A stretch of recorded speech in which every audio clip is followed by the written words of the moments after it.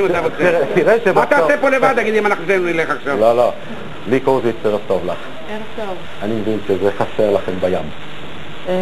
לא חסר. האווירה הזאת של ה... דווקא נחמד לנו ככה. אתם מעדיפים את השקט, את הפסטורליה של ה... כן, היה מקום טוב. הדגים לא מדברים. אתה יודע למה הדג פותח את הפה. כן. לא הוא בצלחת. בלבלת בשיחה קצת, בסדר.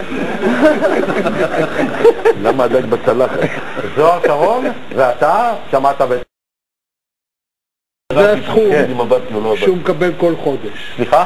אם אני לא טועה, זה הסכום שהוא מקבל כל חודש. בשקלים או בדולר? בשקלים. בשקלים. עכשיו, הוא חוץ מלנסוע לפרגוסון אריקסון, נשאר, זה הסכום שההתאחדות משלמת. זה ברוטו. אני לא רואה חשבון שלו. ברוטו, אוקיי. תוריד 50%. במקום פרגוסון ואריקסון, נשאר לו הרלי דיווידסון, היחיד שעוד לא השתלם אצלו. מי זה הרלי דיווידסון? הוא מפרק.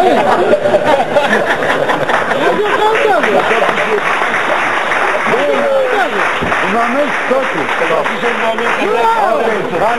תודה.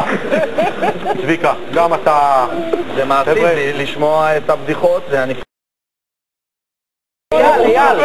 לי אין ספק אבל זה דבר מיד אחרי המשחק המרכזי של ערוץ 10. הניצוח עם מעריך שהיה לי כן, משפט שמעת את ההגפה, שמעת את בכל מקרה, הוא יכול להחליף את אייל פלד, זה מסע עולמי, יש לו תוכנית מסע עולמי. אייל פלד. אתה מדבר! אתה מדבר! אתה מדבר! אתה יודע מה? אתה היו אומרים עליך שאם תהיה התנגשות אווירית בין המטוס שבא וזה שיוצא, ימצאו אותך בשניהם. אתה מדבר! אתה חולה רוח, אתה יודע?